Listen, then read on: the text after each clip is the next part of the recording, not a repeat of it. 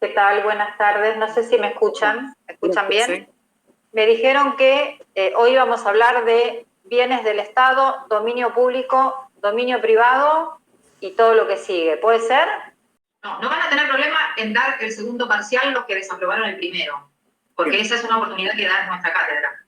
En eso lo confirmo, estoy segura. Así que estudien tranquilos y vengan con confianza. Ténganse fe. Perfecto. Muchas gracias, doctora. No, por favor. Bueno, voy a tratar de que fijen los conceptos de dominio público y dominio privado. Entiendo que lo deben haber visto. Bueno, es la clase que me tocaba hoy. Si tienen alguna duda de clases anteriores o tienen algún conocimiento de alguna otra cuestión que no hayan entendido, me preguntan. Voy a tratar de responderlo. Y cuando no me entienden algo, también me avisan. En general, nosotros para definir el dominio público utilizamos los conceptos que se encuentran, que están consagrados en el Código Civil. Las cosas son bienes públicos del Estado. En general, esos bienes forman una nación y de los estados particulares que la componen, es decir, los estados provinciales y los estados municipales. Esos bienes, y después lo vamos a ver en particular, tienen características sumamente propias, porque los bienes del Estado son indisponibles, inembargables, porque están destinados generalmente a brindar un servicio público. De todas maneras, el régimen jurídico de dominio público y de dominio privado del Estado, a pesar de que está regulado positivamente en el derecho positivo, se choca un poco hoy en día con la realidad.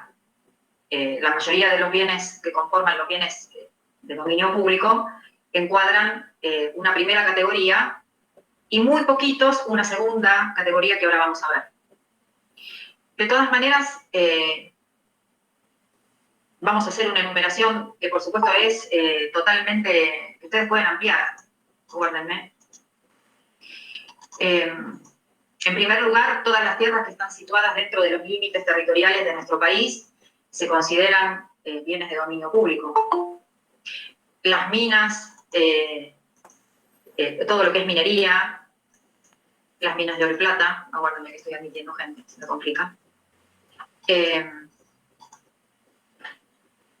Las herencias vacantes, las plazas, los puentes, los ferrocarriles, toda construcción que haya hecho en algún momento el Estado, o los estados provinciales, o los estados municipales, bienes adquiridos por el Estado a cualquier título, embarcaciones, cualquier tipo de transporte que sea adquirido por el Estado para el servicio público. De todas maneras, esta es una enumeración, como les decía, que en algunos de ellos después se van a chocar con una definición de un bien de dominio público que también comprende un bien de dominio privado. En general,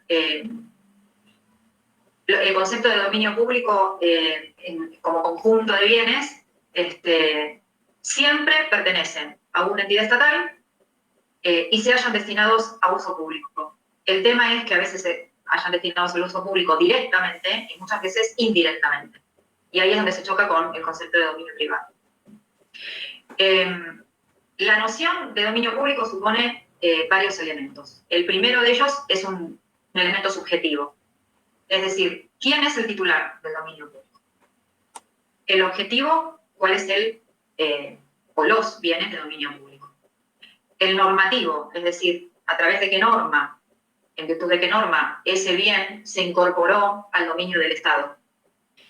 Y tiene un elemento que es la finalidad, es decir, tiene un fin teleológico. ¿Para qué está destinado ese bien que, de alguna manera, y en virtud de esa norma, pasó al dominio del Estado?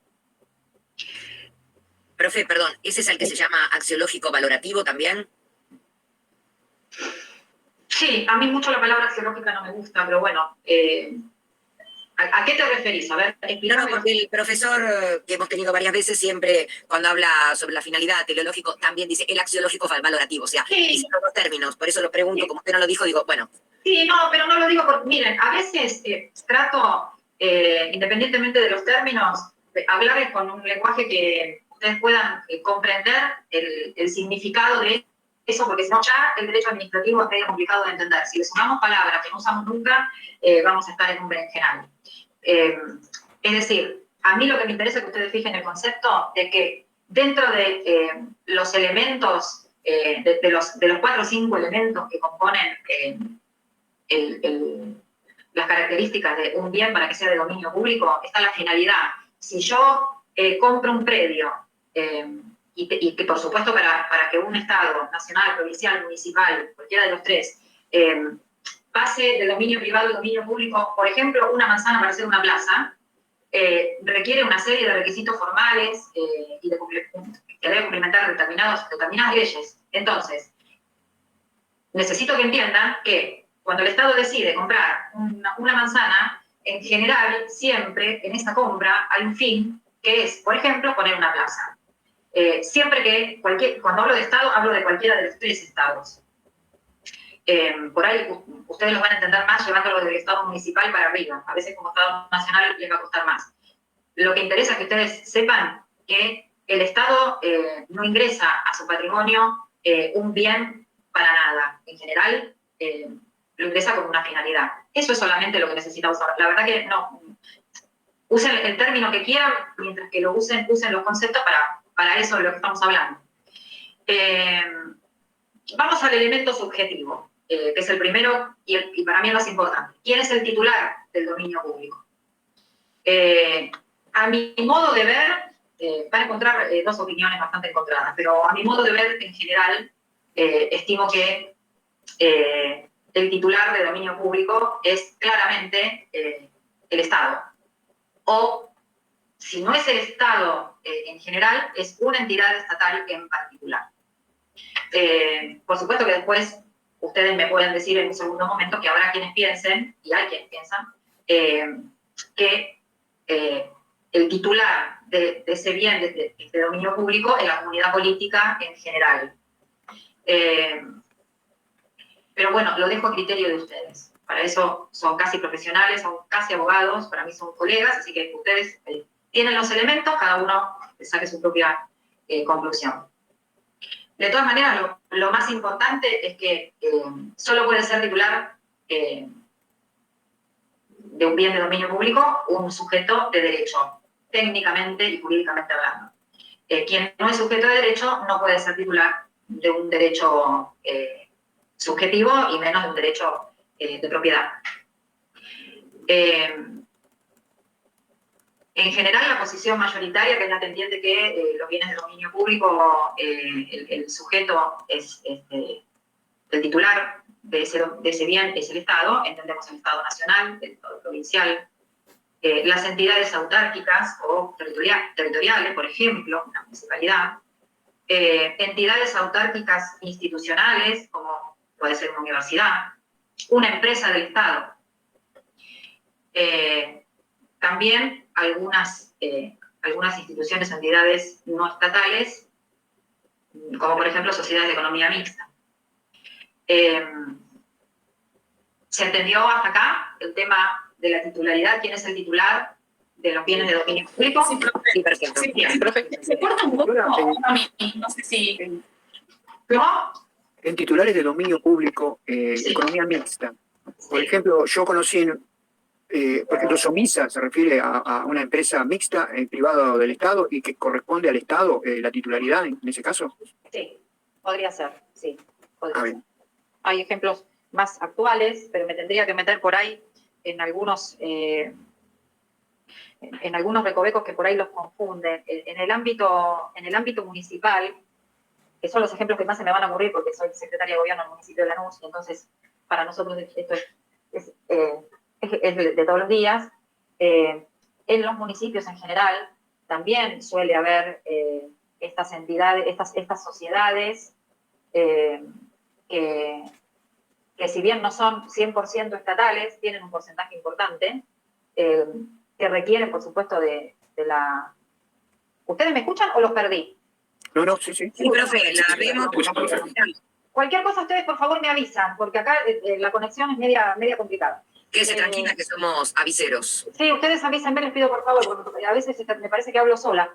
Les comentaba, por ejemplo, se me ocurre, en Lanús tenemos una sociedad que tiene estas características, que se llama SAPEM, que tiene todo un aparataje de control, de gestión, pero es una sociedad donde, si bien la titularidad del bien de ese organismo es del Estado, tiene una composición que no es 100% estatal. Y se usa mucho hoy en día, y ya lo van a ver en la profesión diariamente. Profe, ¿le puedo hacer una pregunta? Sí. Porque me estoy confundiendo desde el principio. No entiendo cómo una empresa de economía mixta podría llegar a ser titular de un bien de dominio público, ya que los bienes de dominio público en teoría estaban fuera del comercio. No, lo que pasa es que ahora dentro de un ratito, vamos a ir a ese punto. En general, los bienes de dominio público tienen dos características, que yo lo dije. Si no lo dije, lo digo. Son inalienables e inembargables. O sea, inalienables significa que están fuera del comercio, que son dos cosas muy distintas. Por eso, cuando avance se van a dar cuenta. Están fuera del comercio. Voy al ejemplo que les daba recién. En el ámbito municipal, estas sociedades de economía mixta, por lo general, cuando realizan una actividad y adquieren determinados bienes, ahora vamos a ver qué bienes puede adquirir el Estado y que forman parte del dominio público, a veces adquieren bienes muebles, por ejemplo, una excavadora. Excavadora. ¿Se escucha cortado? A ver. Yo o los demás compañeros. Es la compañera, ¿no, profe? ¿Cómo? Parece que es la compañera que se le escucha. ¿Los demás me escuchan bien? Sí, Se escucha bien. Lo que les decía es que, por ejemplo, un bien mueble como una excavadora o como un camión, no sé, recolector de residuos, por ejemplo, como es un bien de dominio público, es inalienable, inembargable y forma parte del dominio público del Estado. Después analizaremos otras circunstancias, pero se van a hacer un matete bárbaro si desde el principio ustedes pretenden entender todo el concepto. Por eso me parece que este es uno de los temas para desmenuzar, para leer, si no, no lo van a entender. Si quieren avanzamos, y después, si tienen alguna duda que todavía no resolvieron, me dicen. Yo estoy segura que con ejemplos lo van a entender. Ok, profe. Yo sé que es difícil. Ahora, cuando empecemos a desmenuzar, primero qué bienes integran el dominio público, es decir, el elemento objeto, van a poder entender mejor de qué se trata. En primer lugar, encontramos en el top 10 de bienes los bienes inmuebles, que forman parte de bienes del Estado de dominio público. Acá me parece que no hay ningún tipo es decir, me parece que no hay duda, no hay discrepancia. Los inmuebles, no hay duda de que puedan integrar el dominio público de un Estado. Hay más discrepancias a veces en la doctrina en cuanto a los accesorios de esos bienes inmuebles, ¿no? En el derecho civil ustedes saben que muchas veces, o en general, el accesorio corre la suerte del principal, y se considera en el derecho administrativo que los accesorios de un bien inmueble integran también el dominio público. Pero a veces no siguen el carácter de la cosa principal, eso es un tema que ustedes lo habrán visto ya seguramente en derecho civil,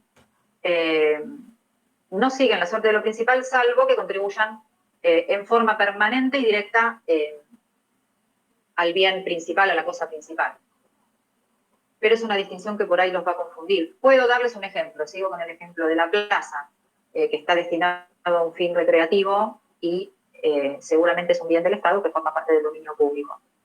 Después nos podemos plantear, por ejemplo, qué destino corren y si forman parte del dominio público un árbol, los árboles que están dentro de una plaza, los frutos de los árboles que pueden estar dentro de esa plaza y así sucesivamente. Lo que pasa que ese tipo de diferencias por ahí son sutiles, pero bueno, les doy ejemplos para que vayan abriendo un poco el abanico de posibilidades que puede existir, entiendo que deben tener un concepto del dominio público un poco parcializado, ¿no? Por eso les voy dando ejemplos para que puedan ir viendo cuántas posibilidades pueden existir en cuanto a los bienes del Estado y a cuántas cuestiones forman parte de conceptos diferentes que tenemos que acostumbrarnos a manejar para hablar de este tema.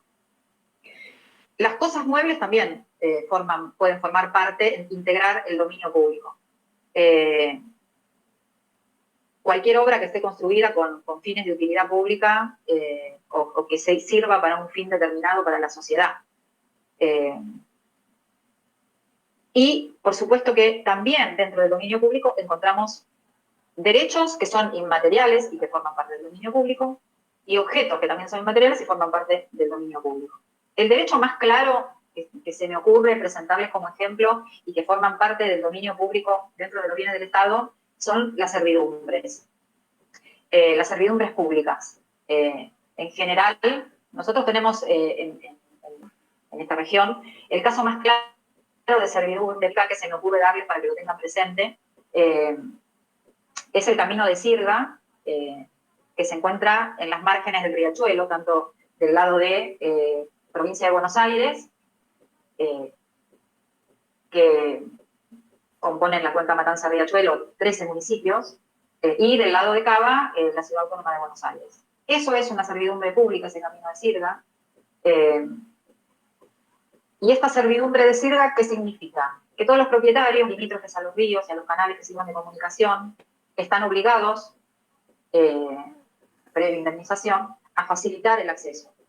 Es muy interesante, y se los dejo como una nota al pie para que lo lean, lo estudien, o lo tengan presente, porque seguramente en la profesión todo el tiempo lo van a aplicar, y seguramente que muchos de ustedes ya lo habrán escuchado.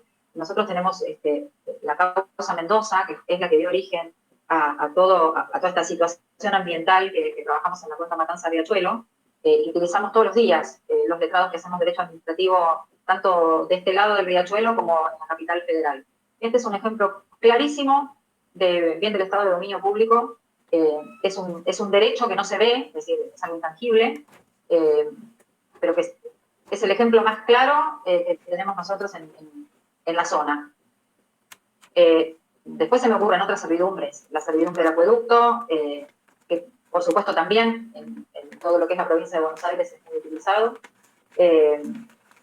Hay otras servidumbres públicas, como por ejemplo servidumbres de monumentos y lugares históricos, que por una ley determinada han pasado a formar parte de los bienes del Estado de dominio público. Les decía también, les nombraba algo que tampoco se ve, que son los objetos inmateriales, pero que forman parte de los bienes del Estado de dominio público, como por ejemplo, cuando se utiliza un río, se utiliza el agua de un río para obtener de ella la fuerza hidráulica que genera. El agua en general, el agua se ve, pero esa fuerza que genera y que después el Estado provincial o nacional o municipal la transforma en energía, esa fuerza es absolutamente inmaterial y sin embargo forma absolutamente parte del mundo. Se me ocurre ejemplos muy cotidianos. Hoy utilizamos mucho la energía solar, paneles solares para generar energía en los municipios, en lugares muy, muy puntuales. Nosotros en Lanús, no hago propaganda, pero les cuento para que sepan, tenemos bastantes lugares donde tenemos paneles solares que generan energía que después se transforma en luz. Eso es un objeto absolutamente inmaterial que forma parte de los bienes del Estado. Podría nombrar conjuntos de cosas que forman parte del dominio público, universalidades de cosas. Como por ejemplo, no sé, un parque nacional, el jardín botánico, mobiliario de un edificio público, no sé, el mobiliario del Congreso de la Nación, es una universalidad de cosas que forman parte del dominio público. Es decir, estamos en Argentina, pero yo estoy dando derecho administrativo, con lo cual, en una situación teórica, nadie puede, es un delito, llevarse cualquier bien mueble que forme una universalidad de cosas que forme parte de un edificio público. La mínima cosa, es un delito y es denunciado penalmente quien lo hace. Bien, ¿hasta acá hay alguna duda? ¿Puedo seguir? Sí, profe. Les decía que hay un elemento normativo para que un bien se transforme en un bien del Estado. Es decir, un bien por sí mismo, por derecho natural, no forma parte del Estado, no se convierte en un bien de dominio público. El carácter de dominio público se lo da, en general, el derecho positivo. Por supuesto que de lo más general a lo más particular, partimos del gobierno nacional, y que en general es el Congreso, cuando dicta sus leyes, en especial cuando se faculta al Congreso a dictar sus códigos, el Código Civil y todo lo demás. Bueno, desde allí surge que el Congreso, o los congresos provinciales, o los consejos deliberantes municipales son quienes deciden que un bien forma parte, a través de su normativa, ¿no? A través de una ley nacional, una ley provincial, una ordenanza municipal. Todo tiene un procedimiento para que un bien de lo privado pase a tomar el Estado de bien de dominio público. En general, estas características que hacen diferente a un bien del Estado de dominio público es, como les decía hace un ratito, en primer lugar, la inalienabilidad, que significa que, si bien, a ver, tienen que tener en claro lo siguiente, y ahí entiendo por ahí la pregunta que me hacía nuestro compañero, que no sé por dónde anda, no sé cómo se llama, pero que preguntó, pero ¿cómo puede ser que tienen que ser cosas que estén en el comercio, pero que no se puedan comerciar? Más o menos me parece que por ahí venía el tema. ¿Cómo puede ser que sean cosas que están en el comercio si yo no las puedo vender? ¿Puede ser que por ahí venía la pregunta o me equivoco? No, mi pregunta era que con respecto al dominio público, si el sujeto es el Estado, ¿cómo podía ser una empresa mixta titular de un bien de dominio público teniendo en cuenta que son cosas o bienes que están fuera del comercio? Por ejemplo, un glaciar. Digo, teniendo en cuenta la división que hace el Código Civil. Porque lo que pasa es que estás confundiendo dos conceptos. Es decir, por supuesto que un glaciar es un bien del Estado con una característica peculiar. Difícilmente creo que a nadie se le ocurriría vender un glaciar. Ahora, ¿es algo que está fuera de comercio? Sí. Lo que pasa es que hay un tema que se mezcla, no se mezcla, me parece que tenés que mezclar varios conceptos que están en el Código Civil y tenerlos bien presentes. Claro, yo uso la distinción entre bienes de dominio público, la distinción que hace el Código Civil, y después bienes del dominio privado del Estado. Que ahí entiendo que son cosas que podrían estar dentro del comercio y que tienen una especialidad o un destino específico. Sí, bien, lo que pasa es que, como yo estaba dando las características de los bienes del Estado en general, no llegué todavía a los bienes de dominio privado, yo te estaba diciendo que a esto iba. Como en este tema aplicamos el Código Civil, nunca hay que perder de vista el articulado del Código Civil donde nos habla del derecho de propiedad. Una cosa que está, a ver, el derecho de propiedad está por encima, es un derecho básico y está por encima de otros derechos. Eso es una cosa. Y otra cosa es la posibilidad de poner una cosa que sí que se puede vender fuera del comercio porque integra un régimen positivo distinto, porque una ley dice que no se puede vender. Diferente, por ahí el ejemplo del glaciar, no lo veo, por ahí confunde. No sé si me entendés. No sé. Bien, pero ahí me estoy adelantando a una clasificación en la que todavía no llego. Está bien. Exacto. Yo creo que hay que tener muy en claro cuando hablamos de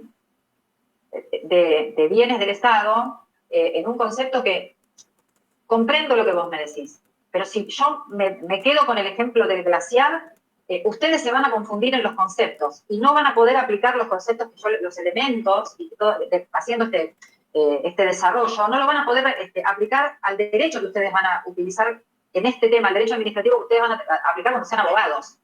En general, no creo que a ninguno de nosotros nos pase como administrativistas de que se nos plantee esta situación de glaciar. Puede pasar. En cualquier país del mundo puede pasar que tengamos que someter a discusión un tema tan por ahí que se cae de maduro. Ahora, todos los días, cuando ejerzan derecho administrativo, sobre todo los que hagan derecho público, se van a encontrar con discusiones de este tenor.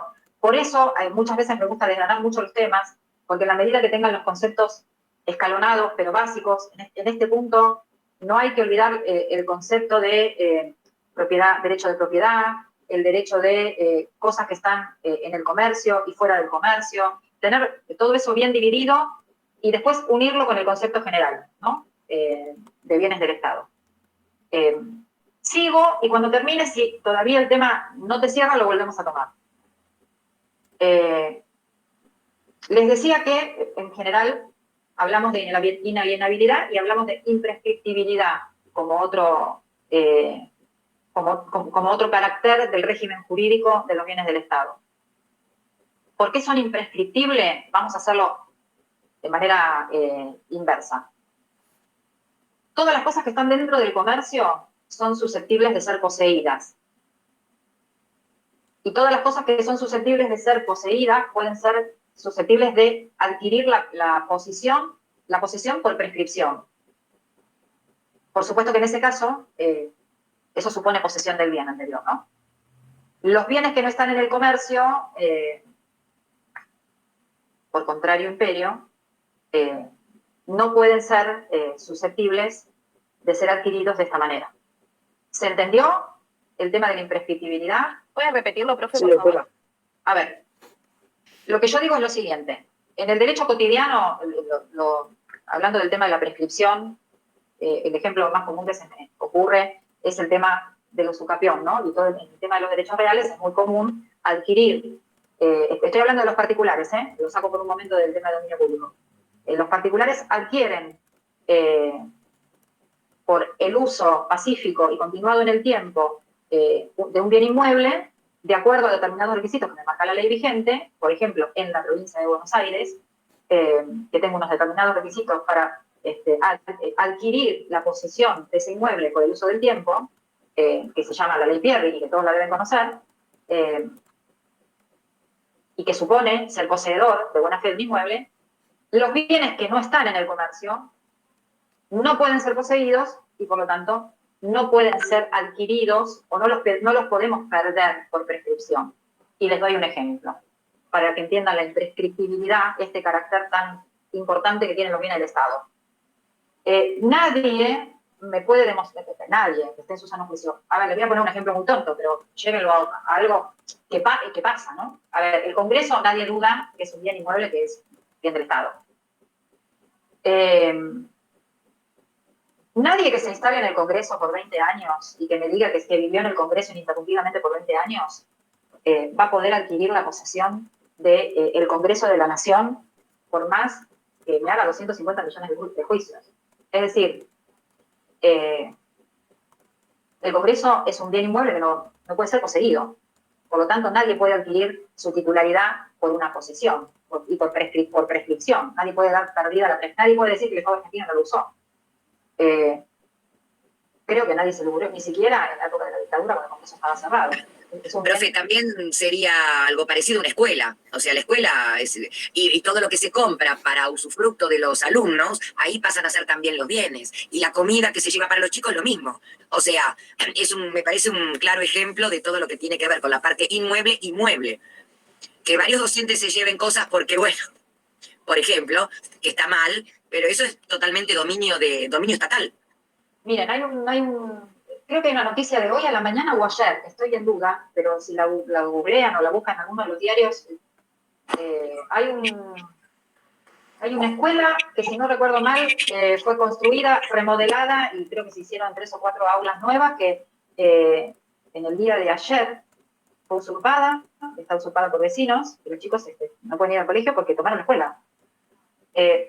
Cuando yo a veces trato de traer a la vida, siempre trato de dar ejemplos muy cotidianos, y cuando hago tanto hincapié en estos caracteres jurídicos de los bienes del Estado, y sobre todo que hay que tener muy presente el derecho de propiedad, es porque por ahí en el libro, cuando ustedes lo leen en el libro, lo ven súper claro, y después cuando vamos a la vida diaria nos encontramos con una noticia de estas, y por ahí a más de uno le viene la duda, ¿no? Está muy, el tema de los bienes en general, del derecho de propiedad en general, en la República Argentina, hoy por hoy es un tema que se trata todo el tiempo.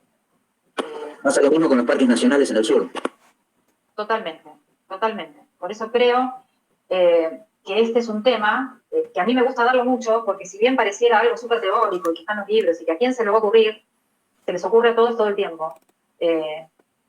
Y disculpen, pero a veces me sale. Yo creo que el gran tema, cuando a veces escucho hablar de soberanía y de que pareciera un concepto abstracto que lo tenemos, no sabemos bien dónde, es en el corazón y en la bandera argentina, y la soberanía la tenemos nada más que en nuestras queridas Islas Malvinas.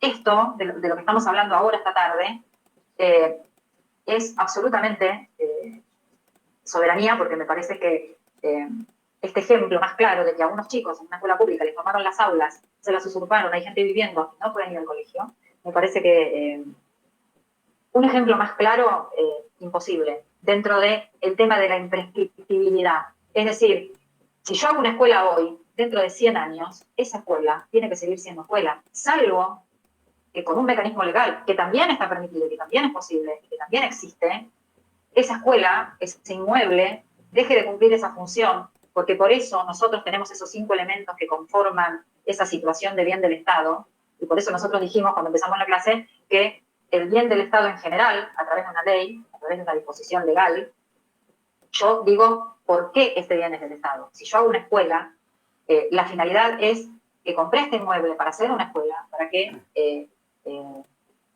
podamos tener el derecho de ir a estudiar. Cuando estos conceptos jurídicos que manejamos los abogados, que para eso estudiamos, se empiezan a desdibujar y la gente empieza a no entender o empieza a mirarlo desde otro punto de vista que no es el jurídico, y empezamos a cambiar los conceptos, ahí se empiezan a desdibujar otras situaciones que tienen mucho más que ver con otras cuestiones más fundamentales, ¿no? Y que tienen que ver con nuestra Constitución. Y lo que pasa, profe, que lamentablemente todo esto tiene toda una connotación política donde el mensaje llega de acuerdo a quien lo emite y bueno, y ahí viene el desdibuje. O sea, ¿hasta dónde? Pero es lo que vemos siempre. O sea, si a la gente le están diciendo que, como dijo el Papa, perdón que me meta, ¿no? Pero que las tierras, la propiedad privada es como dijo un concepto secundario, y que tenemos que meternos en las tierras para que sean prolíferas y tuticui. Bueno, hay gente que estudia derecho y entiende las diferencias, pero la gente que no está al tanto de qué es lo que puede o no puede hacer, es un mensaje que se está dando y está totalmente viralizado y conducido. Entonces, la gente sabe que no está haciendo bien, pero a la vez le están diciendo que está bien. Entonces, viene de ahí el tema, me parece. Sí, concuerdo, absolutamente concuerdo con vos. Lo que creo que el gran desafío y eso debieran tomarlo para hablarlo en la facultad, ¿no? El gran desafío del abogado contemporáneo es poner claridad ante tanta oscuridad en los conceptos. Me parece que el gran desafío del letrado, del abogado, del que está todo el tiempo manejando estas situaciones, todos los días, es poner claridad. Donde les toque estar, donde a ustedes les toque trabajar, el lugar que ustedes elijan, tienen que poner claridad en los conceptos tienen que ser claros. No todo es lo mismo, no cualquier palabra lo puedo usar para cualquier cosa, porque en general me parece que el abogado tiene una especialidad que es justamente esa, ponerle nombre a las cosas, ¿no? Desde tipificar un delito en el Código Penal y saber claramente qué está penalizado y qué no, hasta esto, saber que hay características jurídicas que tiene un bien del Estado. Y una de las más importantes es esta, es imprescriptibilidad. Y esto significa que lo que hoy pasó a formar parte de los bienes del Estado como una escuela, salvo que haya una ley que diga lo contrario, por voluntad de alguien no puede pasar a ser otra cosa. Y sin hacer no estoy tomando ningún tipo de partido político, ni de opinión política. Esto es conceptual. Por eso insisto mucho en estas dos cuestiones. Inalienable, imprescriptible. Que los bienes del Estado sean inalienables supone varias cuestiones. Específicamente 3 o 4 importantes.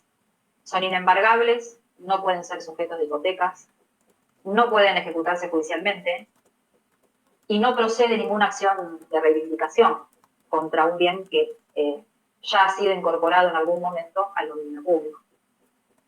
Únicamente pudiera hacerlo si el instrumento público por el cual un bien se incorporó al dominio público estuviera viciado de alguna nulidad, cosa que en general no pasa. Tampoco es admitible el usufructo. Esa es otra consecuencia de la inalienabilidad. Es decir, yo no puedo permitirle el uso a un tercero, y por ahí estoy tocando de vuelta el tema anterior, yo no puedo permitirle a un tercero el uso de un inmueble que es un bien del Estado, porque el usufructo es un instituto del derecho privado, del derecho civil, que solamente se admite para los bienes privados de los particulares. La expropiación, la biblioteca está un poco dividida y no simplemente lo hago mención, pero no me meto en esa discusión, porque creo que podríamos estar hablando horas del tema de la expropiación. Algunos lo admiten, algunos autores ustedes van a leer que la niegan. En general, algunos autores lo que dicen es que los bienes que pueden ser utilizados o pueden formar parte del dominio privado pueden ser materia de expropiación. De hecho, en la provincia de Buenos Aires tenemos una ley con el instituto de la expropiación. Pero bueno, no me quiero meter en ese tema, porque me parece que es un poco más del derecho civil. Hay diversas clasificaciones del dominio público, según la formación o según el origen del bien. Y ahí volvemos al glaciar, ¿no? Tenemos bienes que son naturales, un glaciar, bienes que son artificiales. Los naturales me los dio la naturaleza. La verdad que el glaciar Perito Moreno, que debe ser una de las grandes maravillas que tiene nuestro país, vino con la Argentina. Los artificiales son creados por el hombre, construidos. Se me ocurre el ejemplo más común, un puente.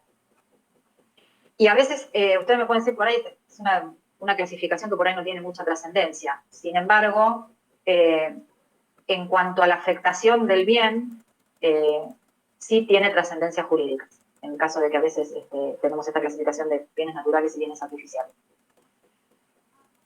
Otra clasificación les va a hablar, o los va a agrupar a los bienes según la jurisdicción, según que la jurisdicción sea nacional, provincial, municipal. Y algunos agregan una cuarta, que son las entidades descentralizadas del Estado, que lo hablábamos hace un ratito.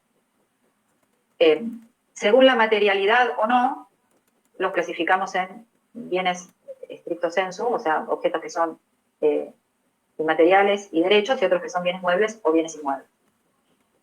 Y por último, según una conformación física o geográfica, hablamos de dominio público terrestre, dominio público marítimo fluvial, ¿no? O sea, mar o río, y aéreo.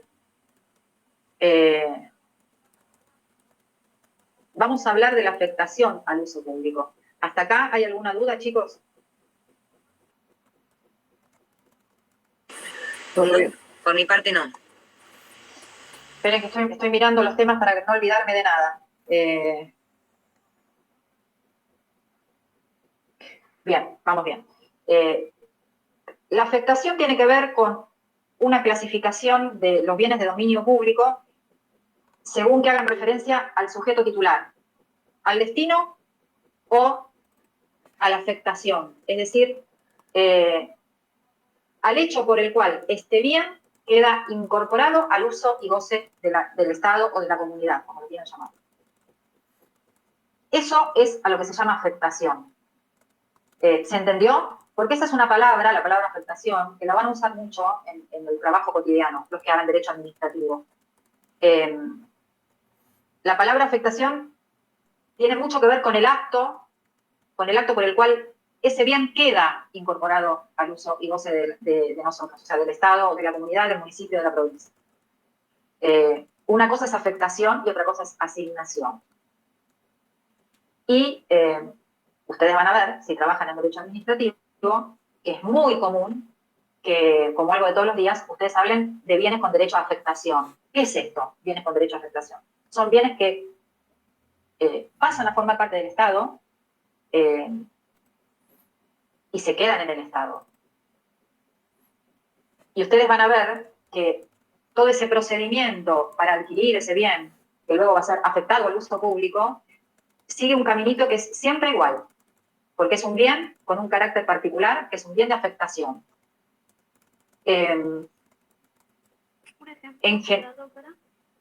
Sí, claro, sí.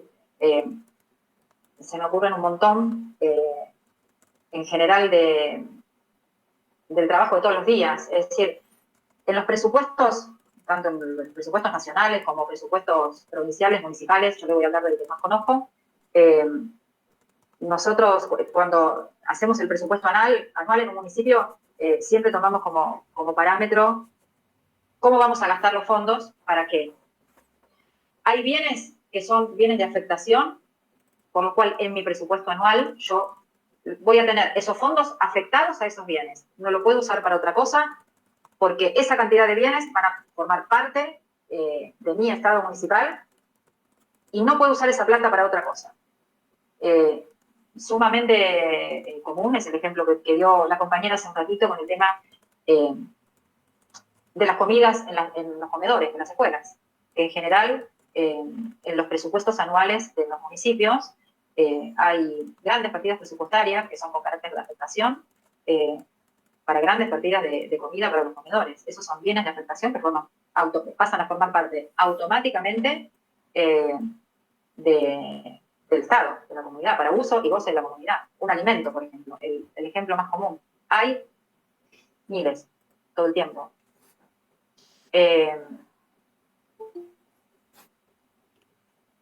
No sé si alguien va a preguntar o alguien se quiere sumar a la reunión, porque tuve como un...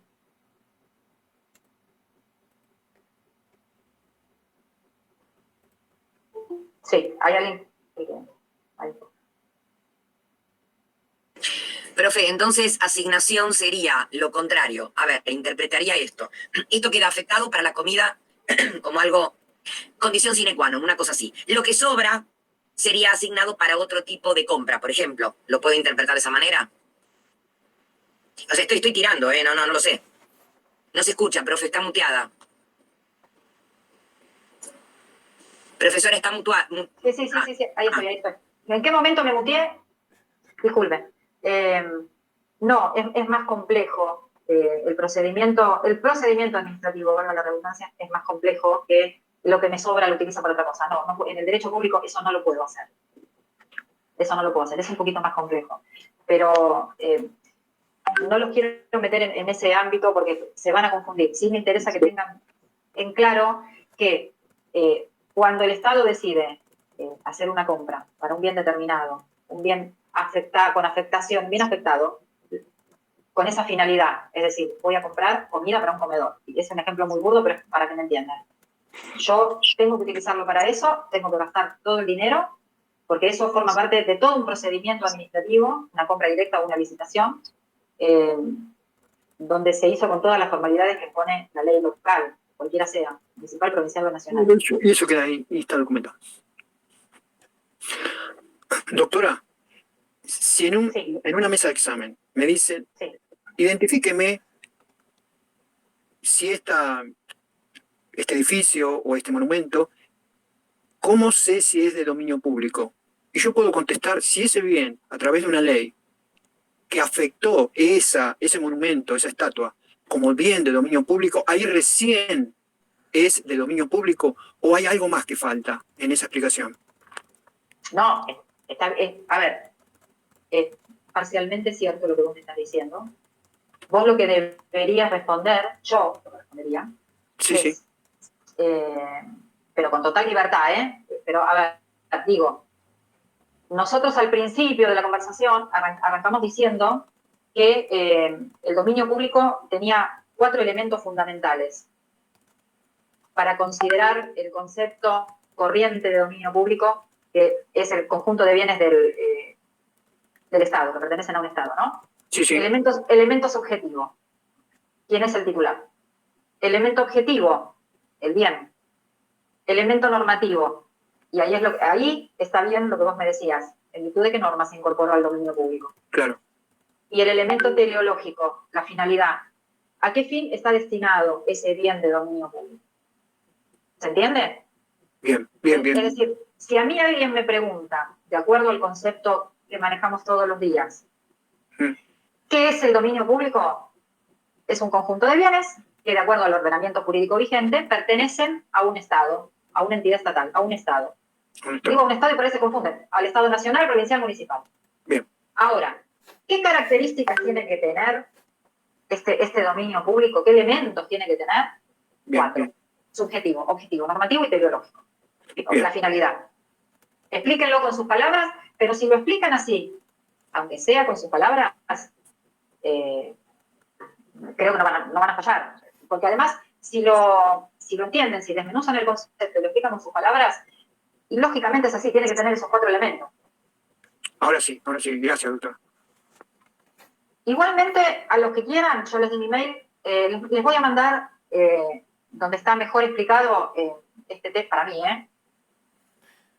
y que no es un apunte, que es el tratado de Gordillo, y a su vez trae conceptos de Marienhof, y que si lo leen lo van a entender fácilmente. Doctora, disculpe. ¿No lo podrá subir al aula virtual? Así podemos tener fácil acceso, o también es más fácil para usted. Así no tiene que andar reenviando a todos. A ver. Claro, ustedes me piden cosas que yo, con todo respeto, no sé hacer.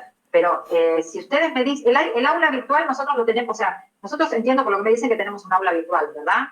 Yo no manejo, pero que alguien debe manejar. Sí, profe. Bueno, Sí, por eso algunos profesores cuando exponen la clase suben el archivo al aula virtual y bueno, todo lo podemos abrir. Bárbaro. Entonces, si hay, yo no sabía que había uno, la verdad que no sabía. Por eso yo siempre lo mando por mail, a la vieja usanza. Tienen mi mail, pero despreocúpense que mañana me encargo de que esté en el aula virtual. Gracias, doctora. Profe, ¿cuál es su mail? No sé si se podría poner en el chat. Lo puse, Sí, lo escribí en el chat. Lo escribí, tengo un eco. Lo escribí, a ver. Y Alma lo puso en el grupo también, chicos. Lo escribí, cuando comenzó la clase lo escribí y...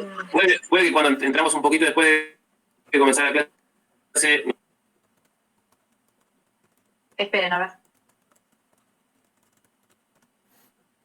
Ahí va de nuevo.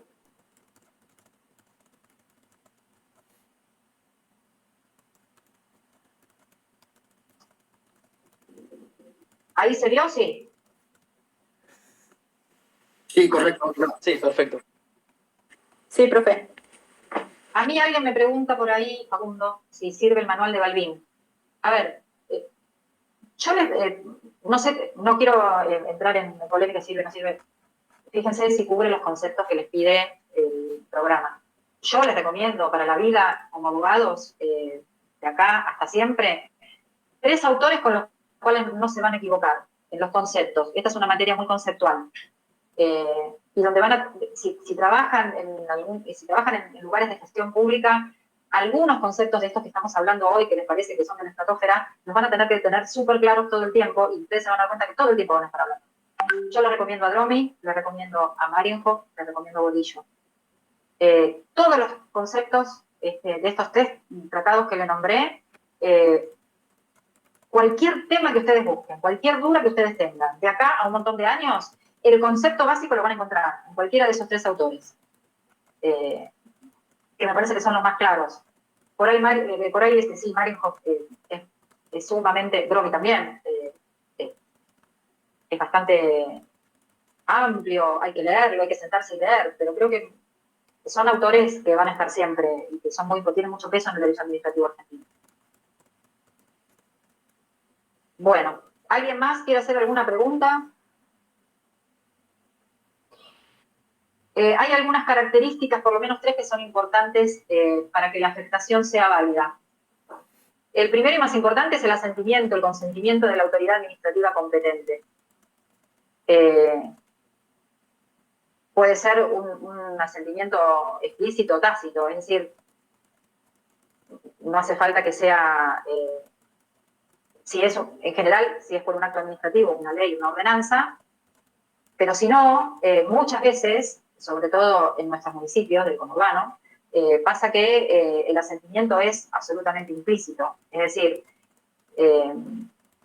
se construye una calle, terminamos la calle, quitan las barreras que obstruían el paso de los autos o de los peatones por esa calle y la dejamos librada al uso público. Allí hay un consentimiento absolutamente tácito a la gente, a la población, a la comunidad, de que puede pasar por esa calle.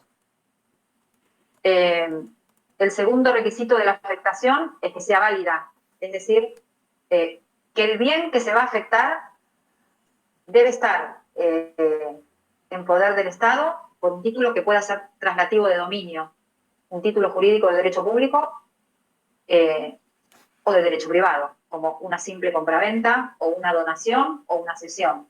3 palabras que en la gestión, si ejercen el derecho administrativo, lo van a usar todos los días.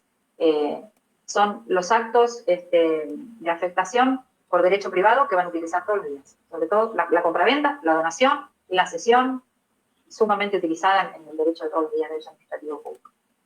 El tercer requisito es que el bien debe librarse al uso público en forma actual y efectiva. Es decir, puesto en uso, debe ser actual.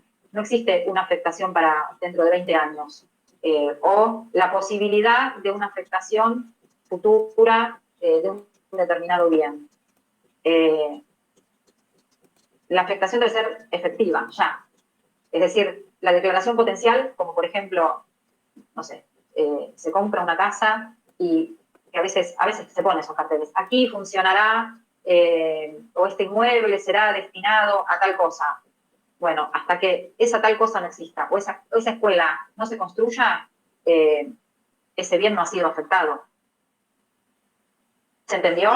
Profe, Mientras tanto, ¿y el terreno donde se va a construir tal escuela o el terreno donde se vaya a construir lo que fuere? ¿Ese terreno se afecta inicialmente? Sí, claro. Sí. Porque eso es un inmueble. Sí, no lo estás comprando a futuro. Lo afectaste, lo compraste ahora. Y queda sujeto ya, es un bien del Estado ahora, no pasado mañana. Lo que no existe es la afectación potencial, no existe la afectación, la adquisición para dentro de 20 años. Es imposible, dentro de 20 años se verá. Está bien, o sea, es algo inmediato. Lo queda afectado para...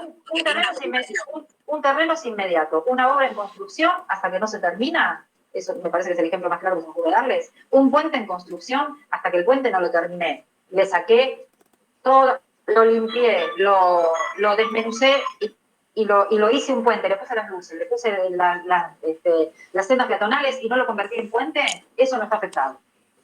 Claro, pero voy a lo siguiente. Adquiere un terreno justamente porque tiene una motivación, tiene una finalidad, que posiblemente sea una escuela, sea un puente, lo que fuere, no importa. Como tiene que ser inmediato, asumo que la obra, porque no va a estar el Estado comprando un terreno, vamos a poner comprando entre comillas, para que en algún momento se haga algo.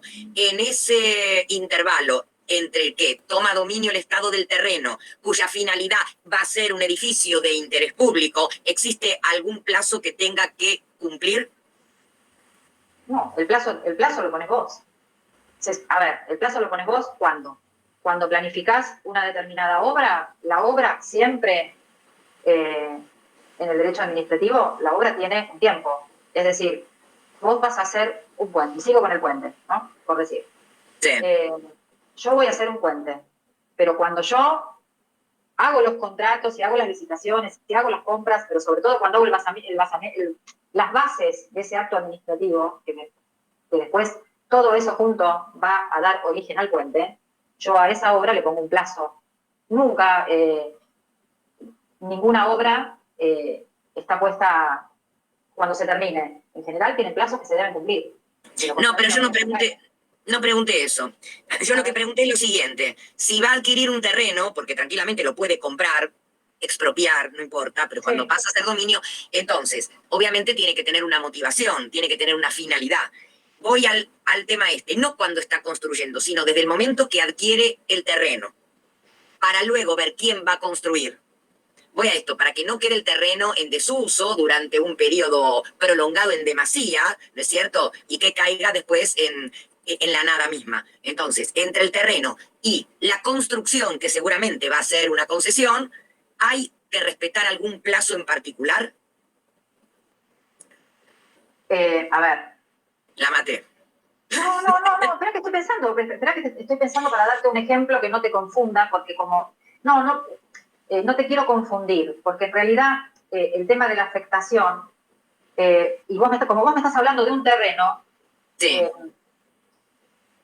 Si una municipalidad compra un terreno, en general la compra con una finalidad.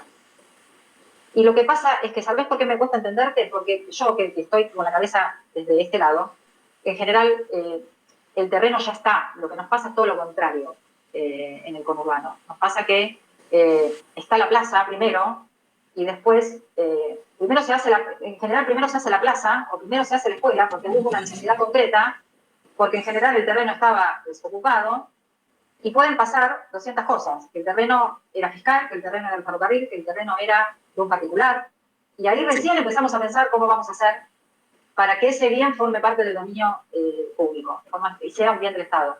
Por eso me cuesta tanto entender, situarme en tu posición, porque en general eso es lo que menos te va a pasar. Bueno, está bien. Lo que digo es que, ponele que compraras un terreno en el municipio o en la provincia con una finalidad, y se supone que si vos compraste ese terreno con una finalidad, y te vas a poner un plazo de ejecución de obra, sí, claro.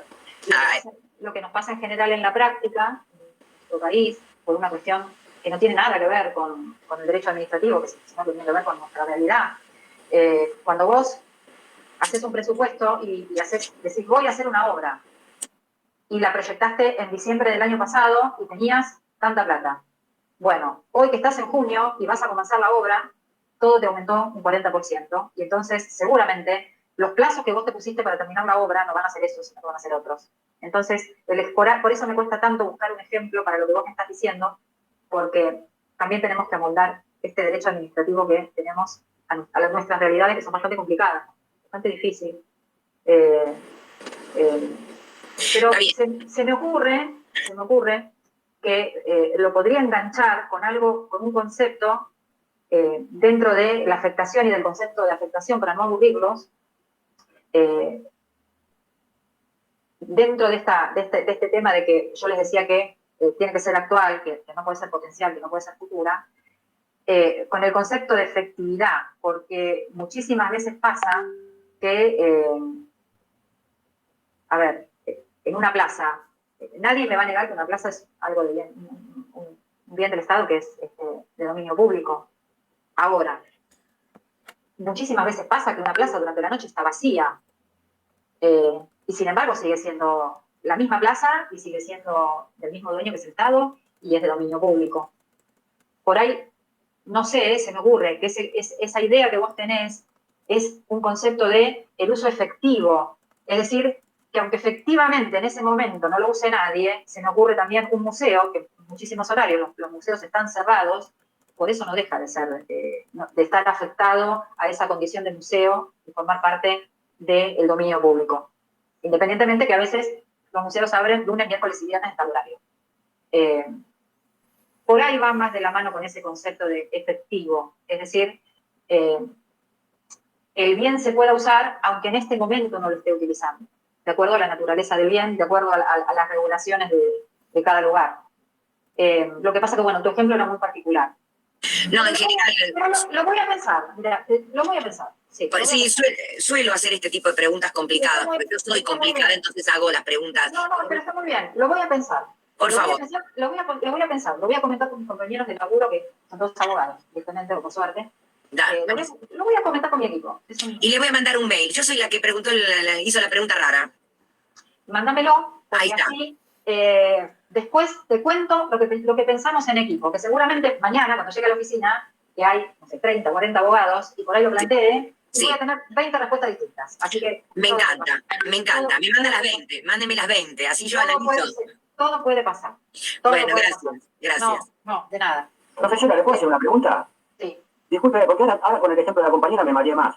Me parece, por ahí estoy equivocado, pero la afectación es al uso público. Entonces, si uno compra, por ejemplo, en el ejemplo de la compañera, si el Estado compra esa tierra, no tiene que hacer nada, la compró y es titular y tiene el dominio del Estado. El día que haga lo que haga, ahí sí hace falta un acto que la afecte al uso público. ¿Estoy equivocado? No, pero, a ver, por supuesto que yo vuelvo al principio de cuando empecé. La afectación es al uso público. O sea, Por eso, entonces cuando lo compra no tiene que hacer absolutamente nada en este ejemplo. Compró el terreno y mientras no construya, aunque la finalidad sea dar una escuela o lo que fuere, no tiene que hacer absolutamente nada. Una vez que la construyó... no, pero lo que pasa es que el ejemplo que dio, no el ejemplo, sino la característica que dio es que tiene que librarse al uso en forma actual. Por eso la pregunta de Laura. lo que pasa es... La realidad es Jorge, otra. Sí. Claro, lo que pasa, Jorge, es que, a ver, el caso del terreno no es el mejor ejemplo, porque ¿sabés qué pasa? El Estado no compra cosas porque sí. Es decir, ningún Estado, nacional, provincial, municipal... Ahora lo pensé, después de que lo dije, lo pensé, no lo va a comprar por comprar, obvio. Pero, a ver, es que el punto, por eso vuelvo siempre a esos 4 requisitos. El Estado no compra, el Estado, a ver, no malinterpreten lo que digo, el Estado no va de shopping y dice, hoy me levanté con ganas, porque, a ver, entiendan que el Estado lo manejan personas. En general, el Estado, y les vuelvo al ejemplo del municipio, porque por ahí es el más chiquito y es el que más me van a entender. El Estado, que está compuesto por poderes, ejecutivo, legislativo, y también, bueno, tiene un órgano judicial, tribunales de faltas en general, cada uno de esos órganos tiene funciones muy propias. Es decir, el Ejecutivo, compuesto por secretarios de cada área, tiene funciones muy específicas. Entonces, cada secretario de cada área, cuando arma su plan de trabajo en un ejercicio, sabe absolutamente todo lo que tiene que comprar en ese año para su área, pero además tiene que planificar todo lo que va a hacer. Doctora, ¿Qué cosas va a poner en marcha? Y entonces, siempre la afectación de cualquier cosa que el Estado compre va a ser para el uso público. doctora, disculpe, por ejemplo... Ustedes están por ahí, que todavía no llegué a ese punto, por ahí ustedes, lo que se hace medio una ensalada, y los entiendo, porque por ahí no llegamos todavía, es al dominio privado, dominio público y dominio privado, que no tiene mucho que ver con este concepto de bienes del Estado. ¿Me comprenden? Los miro con cara de confundido. ¿Se entiende o no se entiende lo que les dije? Sí, pero yo entendí, no sé. Yo entendí. Yo, a la pregunta de Jorge, la afectación siempre es al uso público. Siempre. Porque queda incorporado en ese mismo instante al uso de todos, de la comunidad. Es imposible que sea de otra manera. ¿Se te quedó claro? Sí, doctora. Si no, pregúntenme, de verdad. No quiero que se queden con una duda o con algo que esté...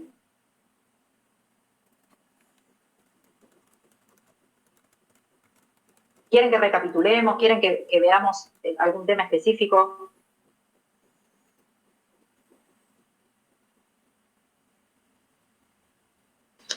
Por ahí estaría bueno pensar en el parcial y como los ejes centrales del tema que podrían llegar a preguntarse en el parcial. Por ahí los elementos, la clasificación de los... A ver, yo no tengo... Esperen, a ver si puedo entrar a la...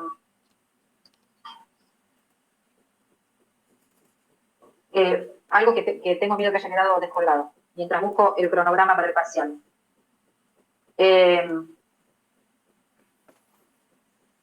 Ustedes tienen dos ejes bien precisos en el concepto de los bienes en general.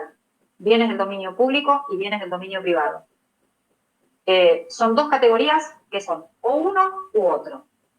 Desde ahí empecé a desarrollar todos los elementos que se necesitaban para que un bien cualquiera, esta hoja de papel, pase a formar parte de los bienes del Estado. Para eso tiene que tener determinadas características, que se las enumeré, que eran 4. ¿Se entendió? Y esas características... Siempre el titular de un bien de dominio público tiene que ser el Estado, nacional, provincial o municipal. ¿Se entendió? Sí, mi consulta es si tanto los bienes de dominio público como los privados tienen los mismos elementos o hay una variación dentro de los elementos. ¿En qué sentido? El sujeto, no, el subjetivo que es el Estado, el objetivo, el bien en sí, la normativa y la finalidad. No cambia según si es un bien de dominio público o un bien del dominio privado del Estado. cambian en cuanto a sus características. El bien de dominio privado, como su palabra... A ver, en ambas, de las dos maneras, siempre se van a regir por el Código Civil. Yo preguntaba más que nada por los elementos, que siempre son los que estudiamos. Los elementos no varían. No. Las características sí. Bien. Sí. Y yo estaba buscando... No sé si hay alguien que quiera hacer alguna pregunta. Esperen que quiero ver los temas del parcial. ¿Hay alguien que quiera hacer alguna pregunta en particular del parcial? Profe, yo tengo una pregunta que no es del parcial. Cuando estuvimos viendo servicios públicos con respecto a que se incorpora un requisito que tiene que ver con lo social para los sectores más vulnerables, nos había contado el profesor que para esa gente que por ahí no podía pagar las facturas de luz o de gas, ¿no es cierto? Decía que las prestaciones iban a cobrarse a través de los correspondientes subsidios. Y yo la verdad que el profe va muy rápido, entonces no puedo a veces relacionar lo que está diciendo y después cuando bajo a tierra, ese subsidio, ¿cómo se materializa? A ver, ¿viene la factura que no lo paga o le dan un plan extra a ese sector que No, se... en general, o sea, es sumamente, en el trabajo de todos los días se ve con mucha claridad. En general, las tarifas sociales siempre son a petición de la parte. Es decir, Sí. Vos me decís, ¿qué características tiene que tener un sujeto para que sea beneficiario de una tarifa social? Depende de qué tarifa sea.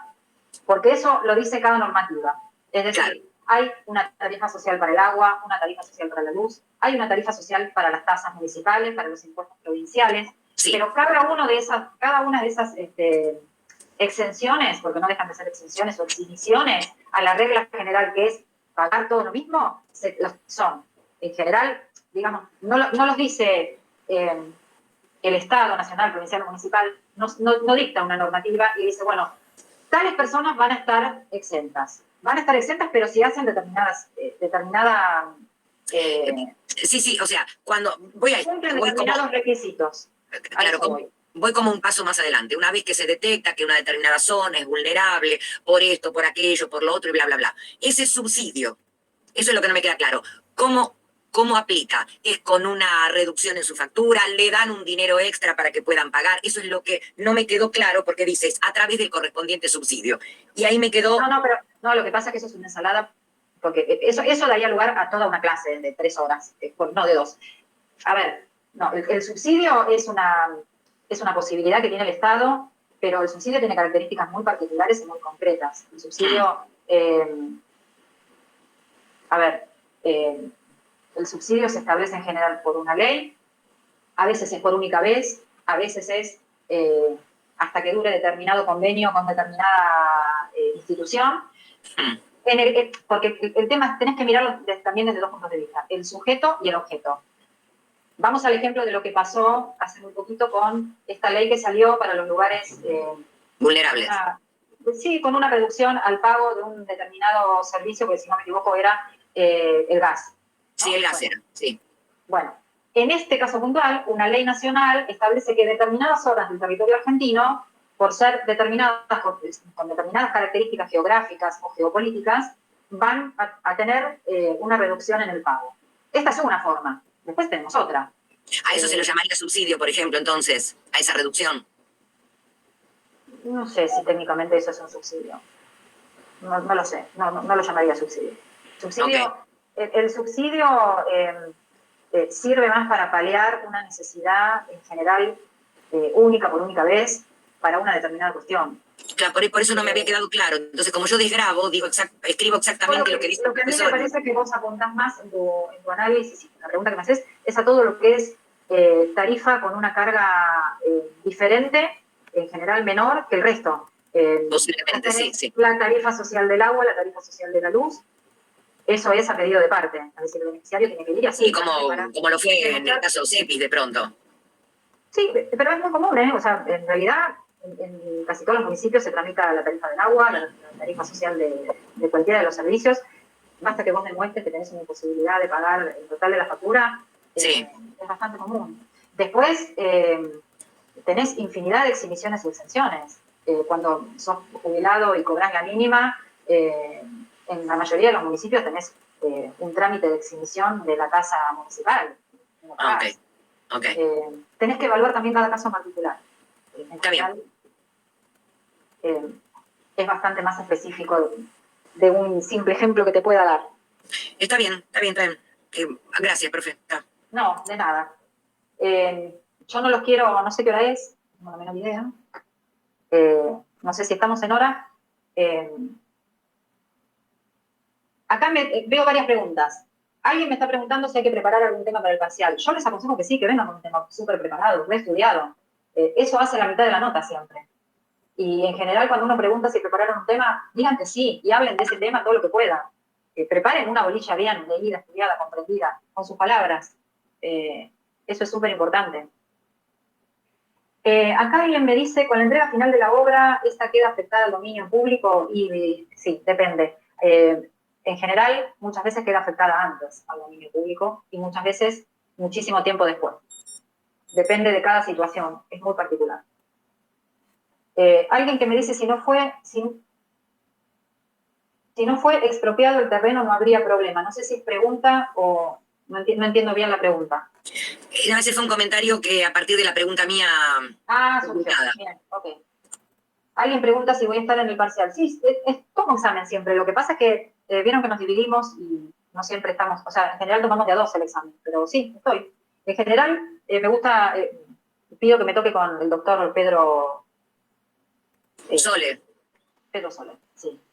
¿Qué le pasa que últimamente no nos da clase? ¿Está bien él? No tengo idea. Voy a preguntar y después les cuento. Pero... Hace más de 5 clases que no lo tenemos. No tengo idea. Pero bueno, estamos en pandemia. Acá nos pasa de todo a todos. Ok. Sí, no, acá nos pasa de todo a todos. Bueno, si les parece, yo subo a la nube material, lo que necesiten de otros temas me dicen. Al final me había quedado el tintero. No sé si alguien quiere hacer alguna pregunta con relación al parcial específicamente. El cronograma me dice que el parcial es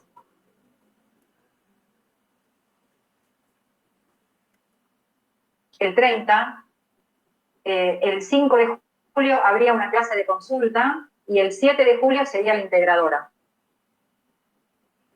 ¿Hasta ahí se entendió? ¿Necesitan que les repita?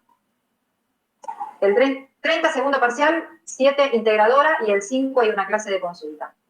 El 14 de julio sería el examen final.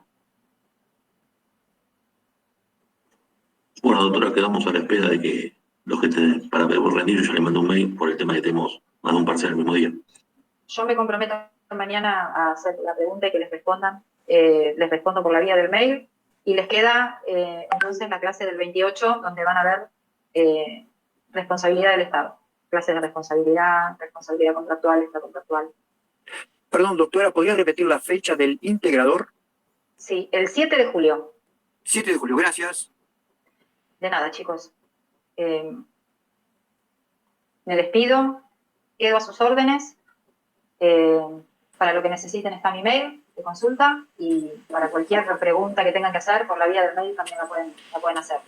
Y Laura, te prometo que te voy a responder el ejemplo de la clase. Porque ahora bueno, veo la gracias, profe. Gracias, profe. Nos estamos viendo. Chao. Chao. Gracias, hasta luego. Gracias. Chao. Gracias. Un lujo.